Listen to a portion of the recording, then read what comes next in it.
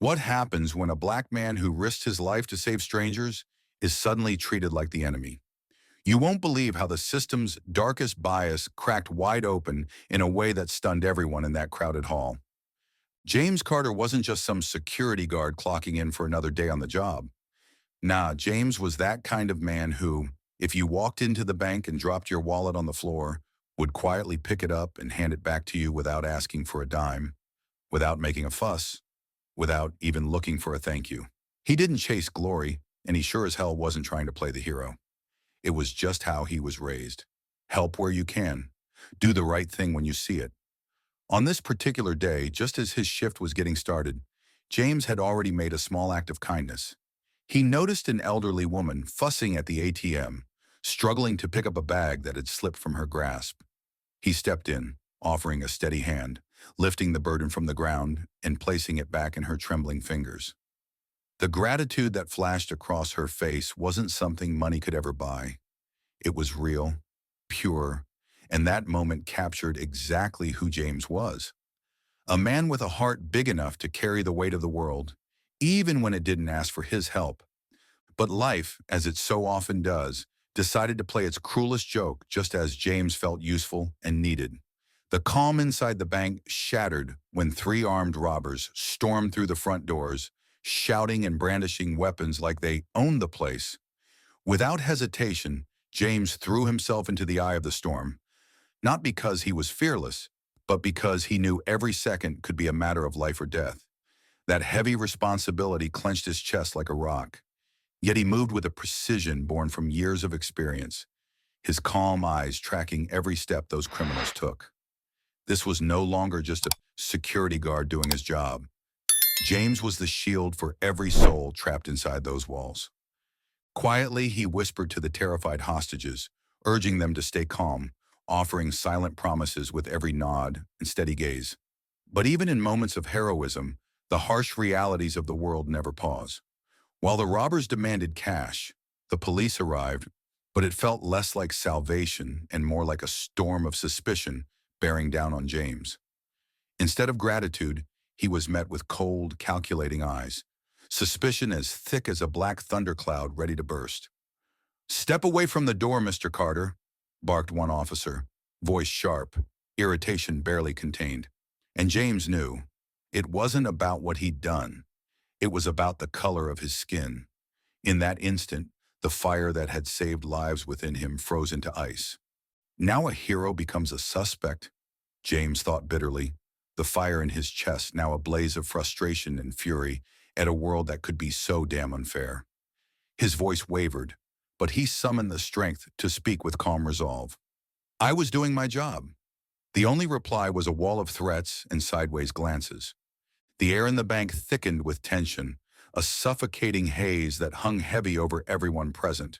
The customers held their breath, watching as the man who'd just risked everything found himself accused, without a trial, without proof. A lone hostage quietly whispered, "Thank you, Mr. Carter." But his gratitude was drowned by the storm of injustice crashing down. From the very first second, James understood. This wasn't just about saving lives anymore. This was a fight against a system that recoiled at his existence, rejected him like an intruder. He thought back to years spent running into invisible walls, barriers no one would admit existed, but always there, blocking his way. What once seemed like minor setbacks now revealed themselves as deadly threats. "Well, here's your thanks for doing good," he muttered with a bitter smile that didn't reach his eyes. "Like I'm a criminal just for breathing the color I was born with." His heart pounded hard in his chest, but fear was nowhere to be found. Instead, something fierce was growing, a burning resolve. If this system won't accept me as a hero, then maybe it's time to show them who I really am, he thought. But even as his mind raced with bold plans, the sting of betrayal cut deep. Where did all this contempt come from? Why is saving lives considered a crime when it comes from someone like me? James scanned the officers' faces and saw not duty or honor, but a tangled web of bias sewn into the very fabric of their uniforms. "You think I plan to set you up?" he challenged, locking eyes with an officer whose displeasure barely hid beneath a forced mask. No answer came. Only cold silence, the kind that screamed louder than words. The tension grew, each passing minute lighting the fuse like a match tossed into a dry field. Voices around shifted. Some officers sneered. Others whispered with thinly veiled disdain. "Black security guard? Maybe he's in on it," someone muttered. The words dripped poison, mixing with the terrified breaths of hostages and the wail of sirens echoing outside. In that charged moment, James saw clearly. His fight was just beginning. This system, the very one meant to protect, was in truth an obstacle standing squarely in his path, treating him like a threat rather than a protector. Fatigue crashed over him like a wave, but surrender was not an option. "You know what's the funniest part?" he whispered just loud enough for himself to hear. "I risked my life, and now they treat me like the enemy. This whole damn thing is a theater of the absurd." Memories rushed in. The countless days when people who looked like him bore similar humiliation, sometimes far worse. This was not a one-off misstep. This was the system itself, teaching folks to see him as danger, not human. While officers scrambled to take control, James held his ground, though inside a storm raged. His mind flitted from memory to memory, the tough streets of his neighborhood where every day was a hustle, to the army where he'd learned what honor really meant. Now, all that felt like grains of sand, swept away by a harsh wind of injustice. "So that's how it is," he muttered bitterly. "Do good, and you get knocked down just for being different." Just then, the bank door swung open again, and an old man with a white beard, one of the hostages who had been quietly watching the ordeal, shuffled over. He leaned close and said softly, "Young man, don't let them break you. You're our protector." Those words felt like a breath of fresh air, though even they couldn't heal the wounds carved deep inside. Behind James, the pressure mounted. He knew this fight was no longer just for the lives inside that bank, but for his name, his dignity, and the right to be heard.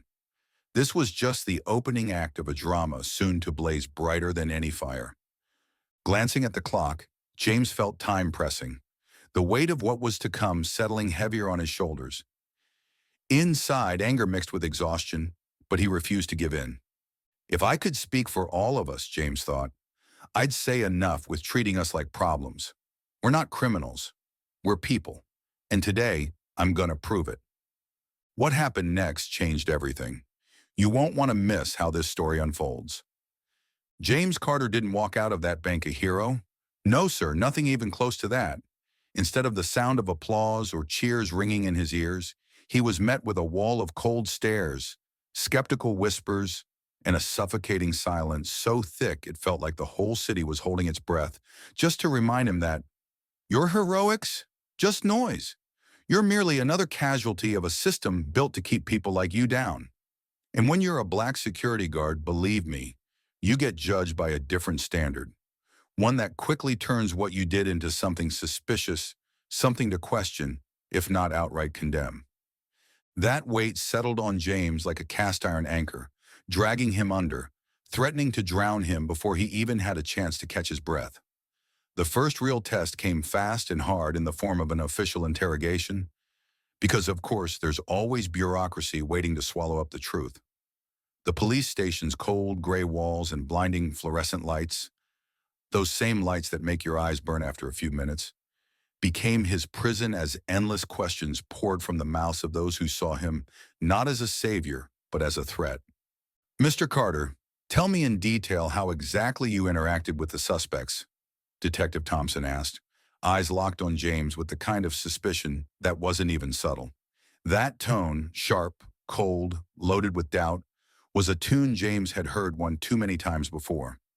"I did what I was supposed to do. I protected the hostages," James replied, voice steady but heavy with the pressure starting to simmer into frustration. "But there's testimony saying you got too close to one of the robbers." Thompson leaned in, like he was fishing for a confession. "You understand that raises questions." "Questions?" James's bitter smirk was almost a laugh. "My question is, why does the color of my skin make you think I was colluding with criminals? Do you honestly believe heroes act like that?" Thompson said nothing, And that silence, louder than any accusation. James felt the floor shift beneath him, like the ground itself was pulling away. He thought back to the days when he believed honor, duty, and truth would hold more weight than prejudice. But life had a way of showing you that things aren't always so simple. The very system meant to protect. Often, it's there to break you. The next day, the news blasted across social media like wildfire. Headlines flashed across newspapers and screens. Black security guards suspected of aiding robbers. Hero or villain? The double-edged story. It wasn't just a hit to his reputation. It was a hit to his soul. James scrolled through the comments under articles and posts. Well, what did you expect? Blacks always find a way to stab whites in the back. That's why you can't trust those guys. Where's our police when we need real criminals? Each comment sliced through him like a sharp blade, yet he couldn't look away. You see, James, he told himself late at night staring in the mirror, this isn't about you personally.